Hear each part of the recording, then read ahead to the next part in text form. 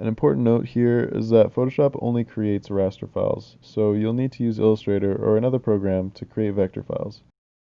The simple answer for the difference between the two types is that vectors use a shape or line to describe an image. This means that compared to using raster, you won't have the ability to capture as much detail and effects. Raster images use pixels as a unit, meaning that it's made out of different colored dots to create a larger image. They also have a resolution, which means that if you expand the image, the quality or sharpness of the image will decrease versus a vector file, which will never reduce in sharpness. An example where knowing vector versus raster is being used might come in handy is when using the laser cutter.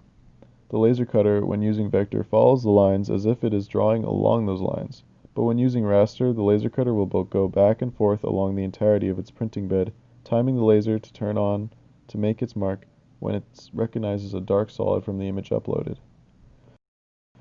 And that's it. Good luck with your project.